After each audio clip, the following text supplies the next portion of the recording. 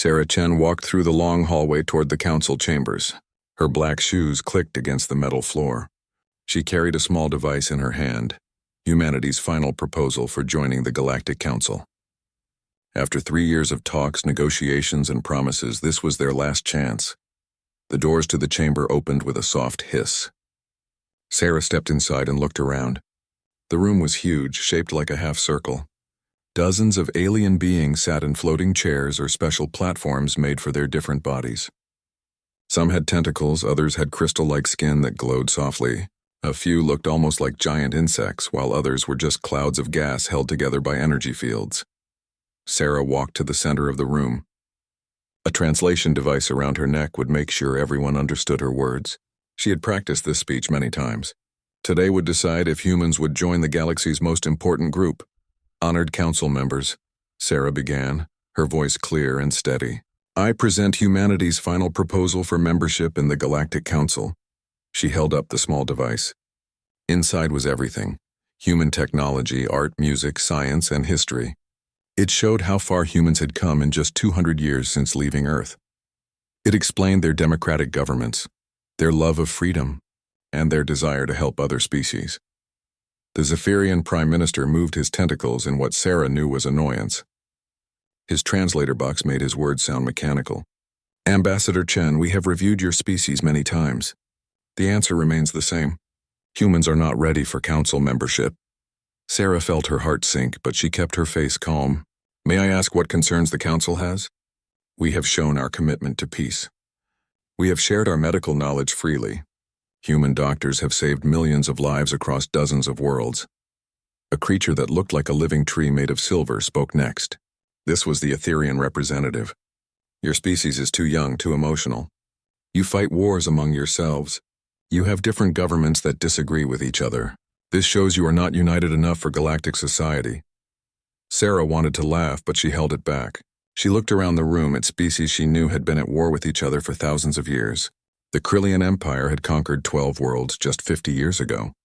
The Dominion slavers still bought and sold people like property, yet these species sat on the council while humans were called too violent. What about the hegemony? Sarah asked, pointing to a group of beings that looked like armored bears.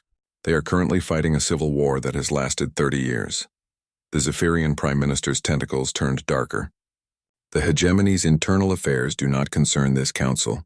They have proven themselves capable of civilized behavior in galactic matters. Another council member spoke. The Altarian Union representative was a tall, thin being with 4 arms. Perhaps in a few hundred years, when your species has grown beyond its primitive ways, we can discuss this again. Sarah felt anger building inside her chest. Primitive ways? She thought about human cities that floated in the clouds of gas giants. She thought about human artists who painted with light itself. She thought about human scientists who had figured out how to talk to space whales and learned their ancient songs. I see, Sarah said quietly. She put the device back in her pocket. Then humanity withdraws its application for council membership. The chamber became very quiet. Usually, when a species was rejected, they begged for another chance. They promised to change, to do better, to try again later, Sarah continued. Furthermore, humanity ends all diplomatic relations with council member species, effective immediately. Now there were surprise sounds from around the chamber. The Etherian representative's crystal body flashed brighter. Ambassador Chen, surely you do not mean all trade agreements between human worlds and council species are cancelled, Sarah said, her voice getting stronger. All shared research projects end today. All mutual defense treaties are void. All joint colonies and stations will be evacuated by human personnel within 6 months. The Zephyrian Prime Minister's tentacles writhed angrily. You cannot be serious. Your species needs galactic trade. You need our technology, our resources. Sarah smiled, but it was not a happy smile. We needed your acceptance. We wanted to be part of something bigger than ourselves. We offered friendship and partnership. You offered us scraps and told us to be grateful. She turned to look at each section of the chamber. For 3 years, we have tried to prove we belong here. We shared our medical advances freely. We opened our worlds to refugees. We offered our ships to defend trade routes. We asked for nothing but a chance to be equals. The chamber was completely silent now. Even the soft humming of the translation devices seemed loud. Instead, you called us primitive. You said we were too emotional, too violent, too chaotic. You accepted species that keep slaves. You welcomed empires built on conquest. But humans who ended slavery on their own worlds 300 years ago are too barbaric for your council. Sarah walked toward the exit. We understand now. You do not want partners. You want subjects. You do not want equals. You want species that will be grateful for whatever small place you give them. The Altarian representative stood up quickly. Ambassador, please reconsider. Surely we can discuss. There is nothing to discuss, Sarah said without stopping. Humanity is done asking for permission to exist in this galaxy. We are done begging for a seat at a table where we are not wanted. She reached the chamber doors and turned back one last time. In 6 months, every human will be gone from council space. Every human colony and shared systems will be evacuated. Every human scientist will return home. Every human doctor, engineer, teacher, and trader will leave. The Zephyrian Prime Minister made a sound like laughing. You think you can survive alone? You think your species can thrive without the galaxy's help? Sarah's smile became real this time. We are about to find out. She walked through the doors, which closed behind her with a final hiss. In the chamber, the council members sat in shocked silence. They had expected begging, pleading, or angry threats. They had not expected this calm, complete rejection of everything they offered. Outside the chamber, Sarah walked quickly through the space station. She could hear her heart beating fast in her chest. What she had just done would change everything for humanity. There would be no going back. She reached her ship and sent a message to Earth, to Mars, to the colonies scattered across human space. The message was short. Application denied. Begin protocol homecoming. All humans return to core systems within 6 months. As her ship left the station, Sarah looked back at the massive structure where species from across the galaxy met to make decisions. For a moment she felt sad. This could have been different. Humans could have been part of something wonderful. But then she thought about the contempt in the Zephyrian's voice. She remembered the way they had dismissed human achievements. She thought about how they welcomed species far more violent than humans, while calling humanity too primitive. Sarah turned away from the station and looked ahead, toward human space. Whatever happened next, humans would face it on their own terms. They had tried to join the Galaxy's Club and been rejected. Now they would see what they could build without it. The ship jumped to faster-than-light speed, carrying Sarah and her rejection back to humanity. Behind her, the council continued their meeting, already discussing other matters. They did not yet understand what they had just lost. Captain Zalthek stood on the bridge of his ship, watching the last human transport leave Kepler Station. The massive space station had been home to traders, diplomats, and scientists from 7 different species for over 20 years. Now it looked empty and dark, with only emergency lights still glowing. Sir, his communications officer said, the humans have finished their evacuation. All human personnel and civilians are gone. Zalthek nodded slowly. He was from the hegemony, a proud warrior species. He had fought in many battles and seen many strange things in space, but he had never seen anything like this human withdrawal. It was not panicked or angry. It was careful, organized, and complete. What about their equipment? He asked. Gone, sir. They took everything.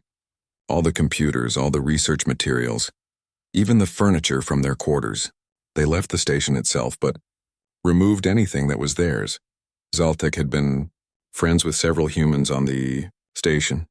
Dr. Elena Vasquez had helped his people understand quantum communication technology. Commander Jake Morrison had shared stories and drinks with him many times. They had all left polite goodbye messages, but they were clear that this was permanent. Similar reports came from across the galaxy. Human colonies that had existed alongside alien settlements for decades were emptying. Mixed research stations where humans and aliens worked together were shutting down. Trade agreements that had lasted for years were being canceled by human merchants who apologized, but said they had new orders from home. The most troubling part was what the humans were taking with them. Dr. Vasquez had been working on improving faster-than-light communication for everyone. Her research could have made messages between star systems 10 times faster. Now all her work was gone, along with the computers that held her data and the equipment she had built. On the planet Titan 7th, the joint research facility was closing. Human scientists there had been working with aliens to cure a disease that affected 3 different species. They had been close to finding an answer. Now the humans packed their research and left, taking their part of the work with them. "This is foolish," said Dr. Korvash, the Altarian scientist who had been working with the humans. "Disease does not care about politics. People are dying." Dr. Sarah Kim, the human team leader, looked sad but firm. "I am sorry, Dr. Korvash, I truly am. But our government has made its decision. All humans must return to our own space. But the cure will have to be found by others," Dr. Kim said. "We are taking our research with us. It belongs to humanity now." This same scene played out on dozens of worlds. Human doctors left hospitals where they had worked for years. Human engineers abandoned construction projects they had helped design. Human teachers closed schools where they had taught alien children alongside human ones. The economic effects began immediately. Human fusion reactors powered many alien worlds. Human agricultural techniques had ended famines on several planets. Human manufacturing methods had made products cheaper and better for everyone. Now the humans were not just leaving, they were removing their knowledge too. Instruction manuals disappeared. Technical specifications vanished. Computer programs were deleted. It was as if humans had decided that their gifts to the galaxy had been a mistake. Ambassador Thys of the Serpentine Coalition received an urgent message from her homeworld. The medical facilities there were having problems. Human doctors had developed new treatments for serpentine physiology just 2 years ago. These treatments had saved thousands of lives. Now the humans were gone, and the treatments were failing because no one else understood how they worked. "Can we contact the human doctors who developed these treatments?" Thys asked her aide. "We tried," the aide replied. "Their communication channels are closed to non-humans. All human colonies have activated defensive shields. No alien ships are allowed to enter human space." This was happening everywhere. Human space was becoming a closed door. Trade ships that tried to visit human worlds were politely redirected to the edge of human territory and told that humanity was pursuing internal development programs and no longer engaged in external trade. The Zephyrian Prime Minister called an emergency council session. "This is unacceptable," he declared, his tentacles waving angrily. "The humans are behaving like children. They are punishing the entire galaxy because we would not let them join our club. Perhaps we should reconsider," suggested the Altarian representative. "The humans provided many valuable services." "Absolutely not," the Prime Minister snapped. "We will not be blackmailed by a species throwing a tantrum. They will come crawling back when they realize they need us more than we need them." But intelligence reports from the edges of human space suggested something different. Human worlds were not struggling. Instead, they seemed to be busier than ever. New construction projects were starting. Ships moved constantly between human planets. Energy signatures suggested major industrial expansion. What worried some council members was that humans had always been generous with their knowledge. They published their scientific discoveries freely. They shared medical advances with everyone. They seemed to enjoy helping other species learn and grow. That generosity was ending. Human scientific journals stopped being published outside human space. Medical databases that had been open to everyone suddenly required human authorization to access.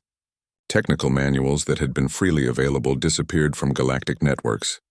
"They are hoarding their knowledge," complained Dr. Zarion, a council scientist. "This goes against all traditions of galactic civilization." But humans had never agreed to follow those traditions. They had offered to share them as partners and equals. When that offer was rejected, they apparently decided to keep their knowledge for themselves. Captain Zalthek found himself thinking about his conversations with Commander Morrison. The human had often talked about his homeworld, about human philosophy and culture. Morrison had said something that stuck in Zalthek's memory.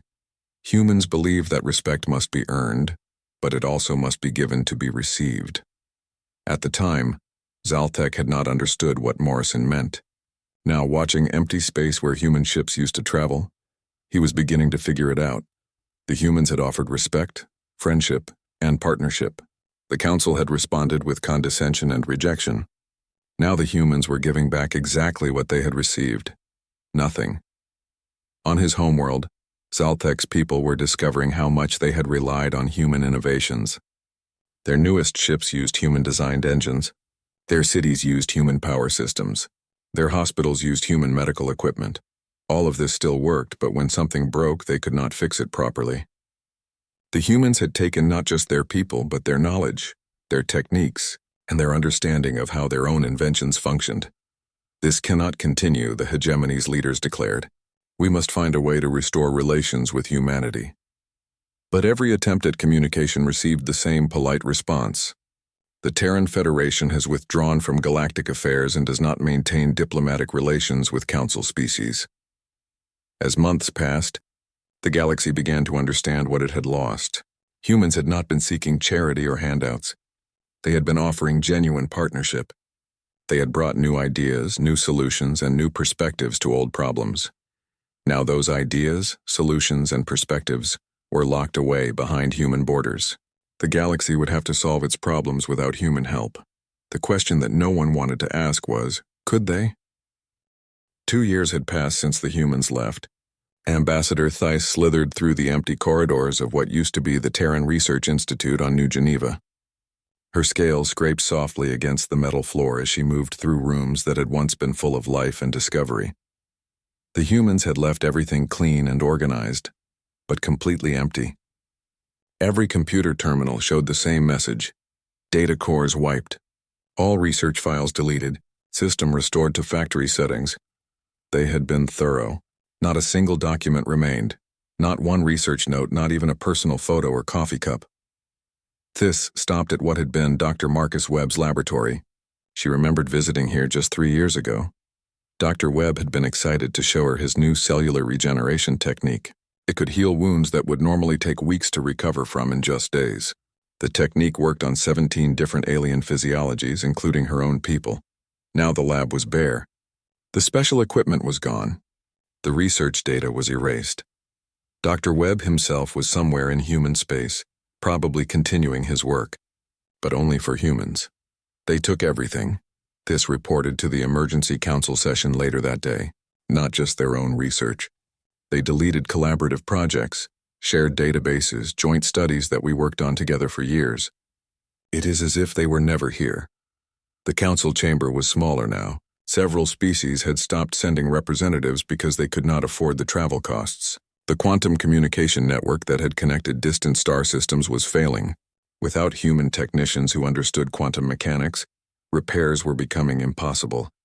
Many worlds now used old-fashioned, faster-than-light messenger ships, which took weeks instead of seconds to carry messages. The Altarian representative looked tired. Her forearms moved weakly as she spoke. The medical crisis on my homeworld is getting worse. We have thousands of patients who need treatments that only human doctors knew how to perform. Our own physicians are trying to recreate the procedures, but without the original research data. She did not need to finish. Everyone knew that beings were dying because human medical knowledge was no longer available. The economic problems were even more widespread. Kepler Station, which had been a major trading hub, was now almost empty. The few alien traders who still used it complained that business was terrible. Human goods had been popular across the galaxy, well-made, reasonably priced, and innovative. Now those products were gone, and no one had been able to replace them adequately. Our fusion reactors are starting to fail, reported the hegemony representative. We cannot find replacement parts. The manufacturing process was a human innovation that we never fully understood. This was the pattern everywhere. Humans had shared their technology generously, but they had kept the deep knowledge needed to maintain and improve it. They had given away fish but never taught anyone how to fish. The Serpentine Coalition was facing crop failures. Human agricultural techniques had allowed them to grow food on previously unusable land. Now those techniques were failing and no one knew why. The humans had made it look easy, but apparently it was not. We must contact them, insisted the Etherian representative, her crystal body flickering with distress. Surely they will help with humanitarian crises. Several attempts had been made. Trade missions had traveled to the edge of human space, only to be politely redirected by human patrol ships. Diplomatic envoys had sent messages that received formal acknowledgments, but no substantial responses. Medical emergencies had been reported to human authorities who expressed sympathy, but offered no assistance. The humans were not hostile. They were simply absent. It was as if a wall had been built around human space and no one on the outside could see or influence what happened inside. What made it worse was the evidence that humans were thriving. Long-range sensors detected massive construction projects in human systems. Energy signatures suggested industrial activity far beyond what humans had shown before their withdrawal. Their space was busy with ship traffic, but it was all internal. No human ships ventured outside their territory. Intelligence reports were fragmentary but disturbing. Human technology appeared to be advancing rapidly. Their ships detected at long range looked different, sleeker, more advanced. Their space stations had grown larger and more sophisticated. Whatever the humans were doing in isolation, it was working for them. This is what comes of rejecting them, the Altarian representative said quietly. We forced them to become self-sufficient, and they succeeded. The Zephyrian Prime Minister's tentacles darkened with anger. They are being petty and vindictive. A mature species would not punish innocent beings for political decisions. Are we innocent? Asked Captain Zalthek, who had been invited to speak as a military observer. We called them primitive. We said they were too emotional, too violent, too chaotic. We accepted species that keep slaves while rejecting humans who had freed themselves from slavery centuries ago. The chamber fell silent. Few wanted to admit that their rejection of humanity had been based more on prejudice than facts. Dr. Korvash from the Altarian Union had been working desperately to recreate human medical advances. I have been studying their published research for 2 years, he said. The more I learn, the more I realize how advanced their science really was. They were not primitive. They were innovative in ways we never understood. This was becoming a common realization. Human art, which had seemed crude and emotional, was now studied by alien artists who found depths they had not noticed before. Human music, once dismissed as chaotic noise, was being analyzed by composers who discovered complex mathematical patterns. Human literature, thought to be too focused on individual emotions, was revealing sophisticated understanding of social psychology. Perhaps, suggested the Etherian representative hesitantly, we could offer them council membership now. Surely if we admit our mistake. Never, declared the Zephyrian Prime Minister. The council does not beg. If they want to rejoin galactic civilization, they can apply through proper channels like any other species.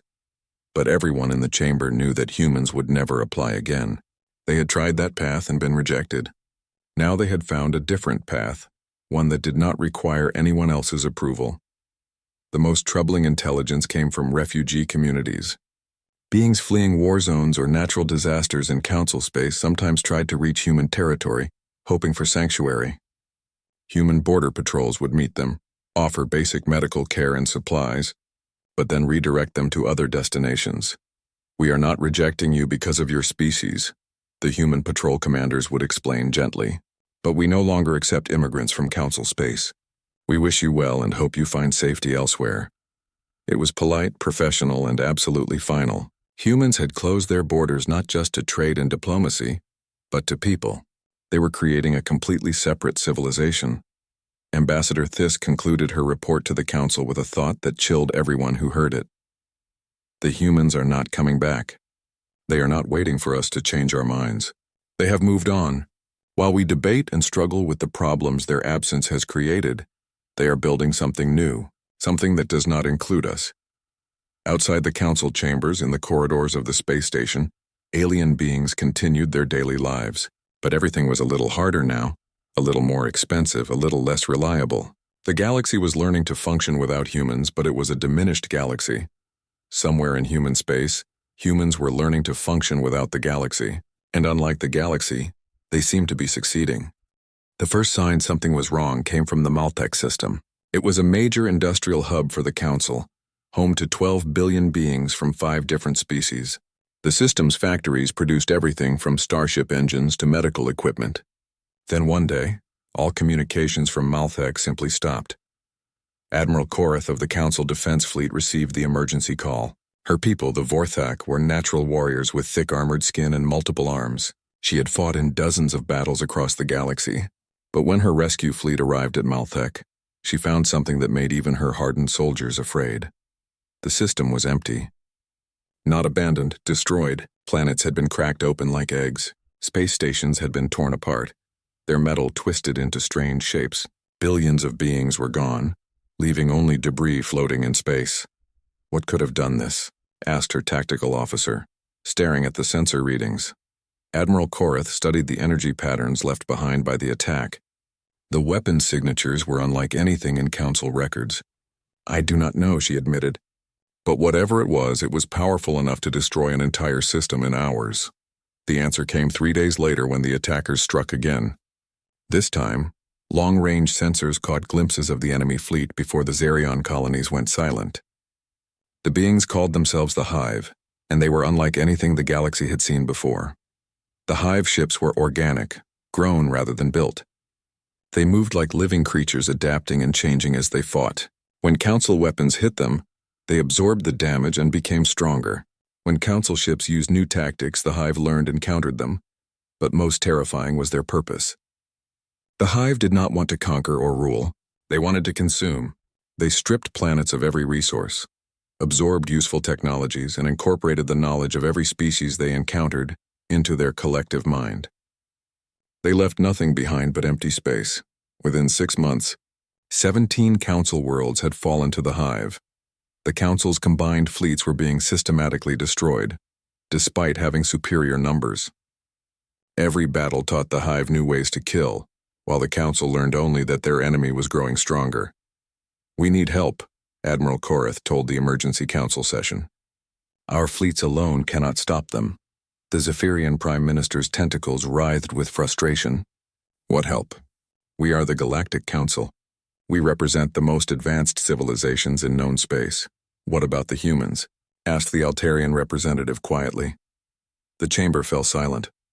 For 5 years, no one had wanted to discuss humanity. They had been the rejected species, the ones who had walked away.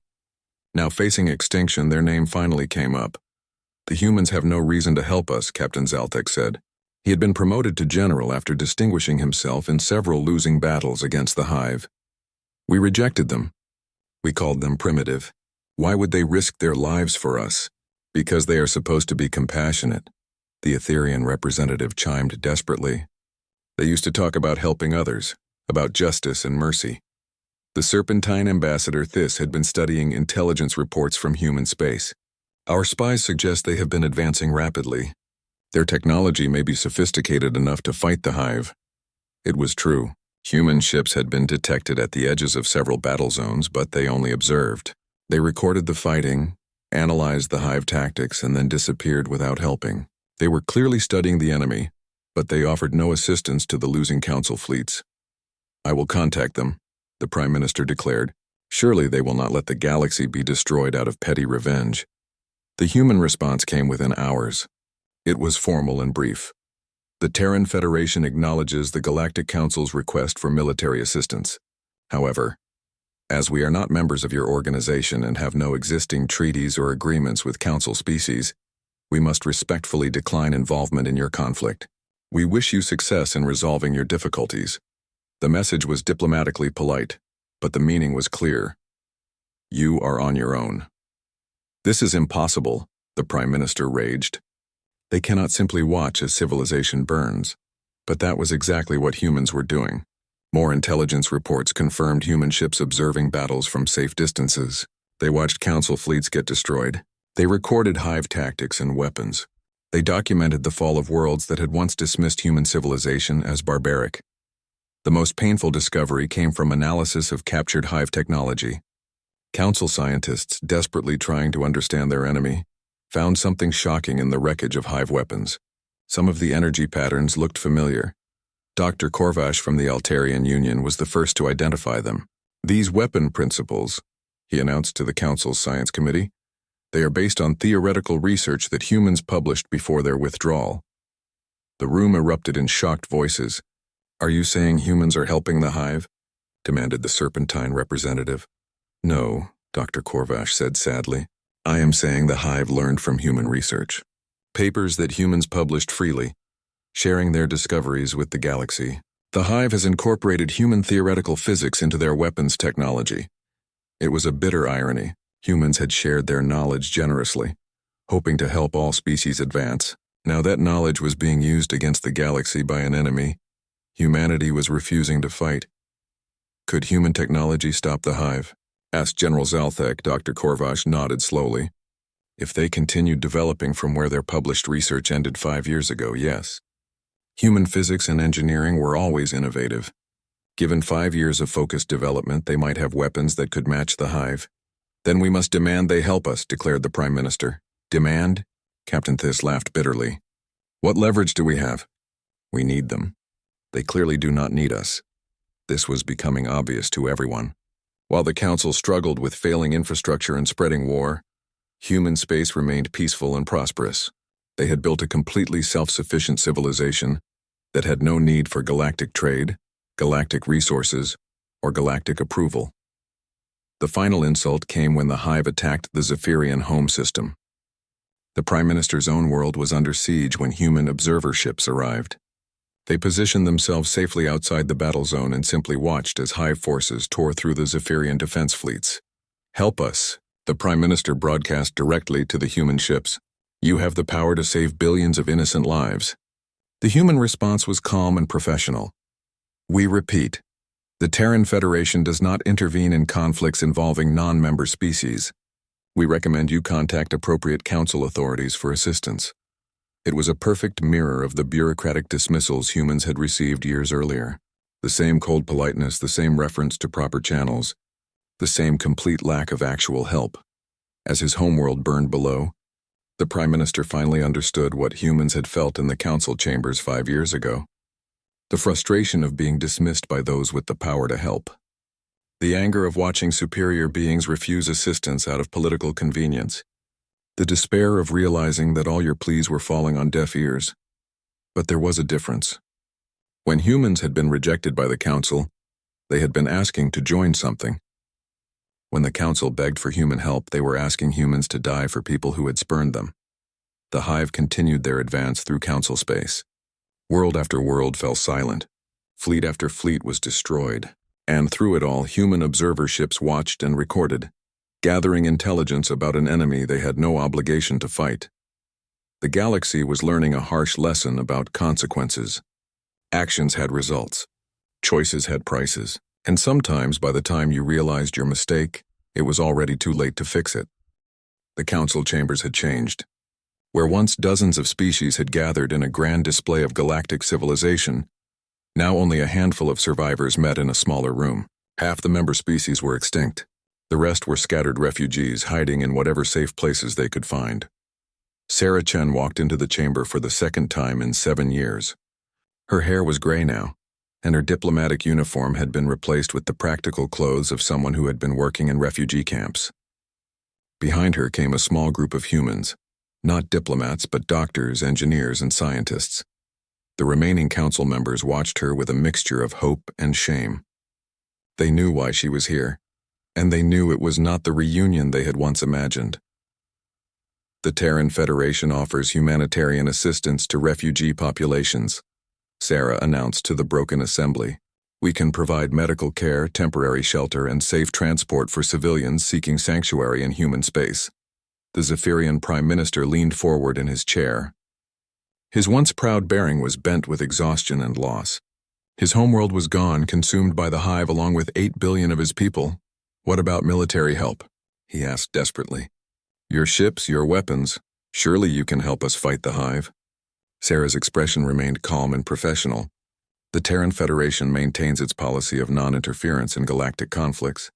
We are not members of your council, and we have no treaties obligating us to participate in your wars. But you could end this." The Altarian representative's voice cracked with emotion.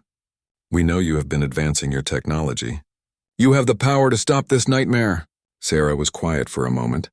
When she spoke, her diplomatic mask slipped slightly, showing something harder underneath. "Yes," she said simply. "We could stop the Hive. 7 years ago, we probably would have.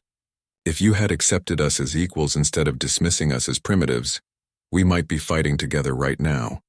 She gestured toward the nearly empty chamber. "But you did not want partners. You wanted subjects.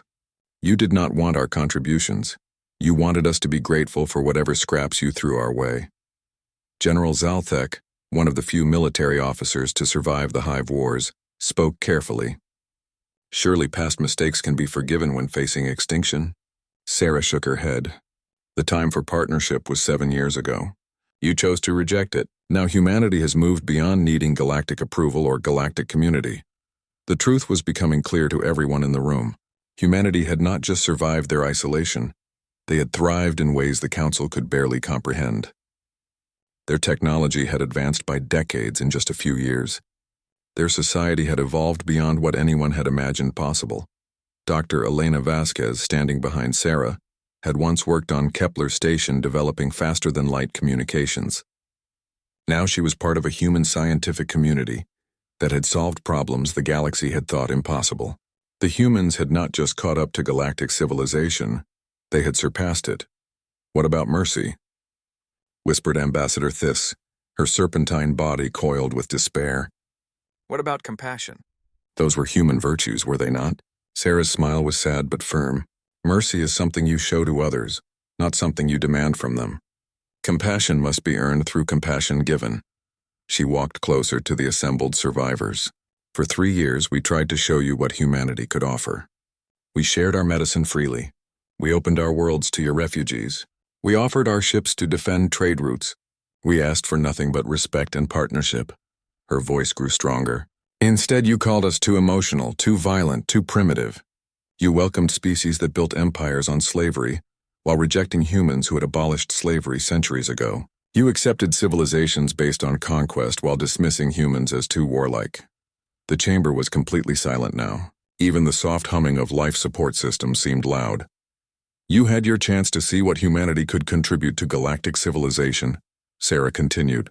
You chose to see us as barbarians who needed to be managed and controlled. You refused our friendship when it was offered freely. The Etherian representative's crystal body flickered weakly. Could we not start again? Could humanity not rejoin the galactic community? What galactic community? Sarah asked pointedly. Half of your member species are extinct.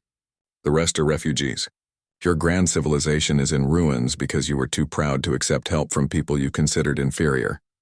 She turned toward the exit, then paused. The humanitarian offer remains open. Any being who wishes to live in peace is welcome in human space. We will provide for refugees, heal the sick, and protect the innocent. But not fight the Hive? General Zalthek asked. The Hive is no longer a threat, Sarah said quietly. The room erupted in shocked voices. What do you mean? Demanded the Prime Minister.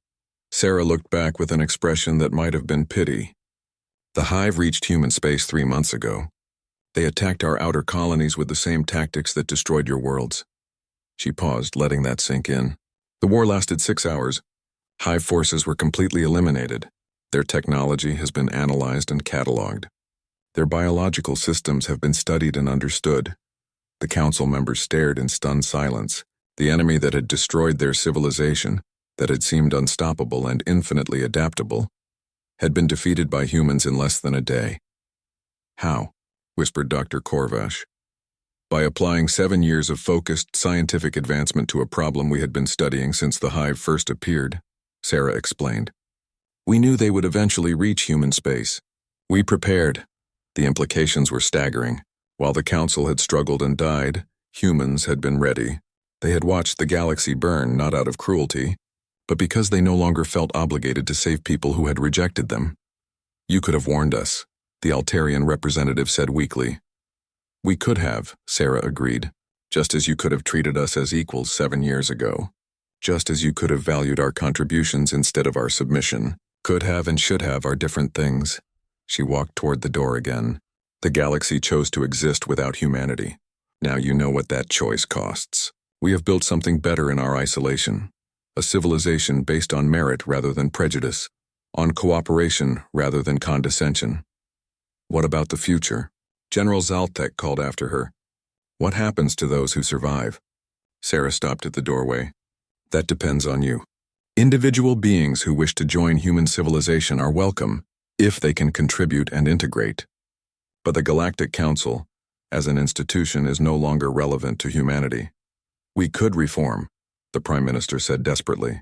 We could change, do better. You could, Sarah acknowledged. But you will do it without us. We tried to join your club and were rejected. Now we have our own club, and membership is by invitation only. As the human delegation left the chamber, their footsteps echoing in the nearly empty space, the surviving council members finally understood the magnitude of their mistake. They had not just rejected humanity, they had rejected their own salvation. The humans walked away as the council watched, and everyone knew it was too late to repair the harm. Not just the harm to the galaxy, which lay in ruins, but the harm to the very idea that different species could work together as equals. Humanity had proved they could survive and thrive alone. The galaxy had proved it could not survive without them. The lesson was complete, and the student who had once begged for acceptance was now the teacher the galaxy desperately needed. But teachers, like respect, cannot be demanded. They can only be earned, and the Council had lost that opportunity 7 years ago. In a moment of pride and prejudice that had cost them everything, the humans disappeared beyond the chamber doors, returning to their own space and their own concerns. Behind them, the remnants of galactic civilization faced an uncertain future, forever diminished by their own choices,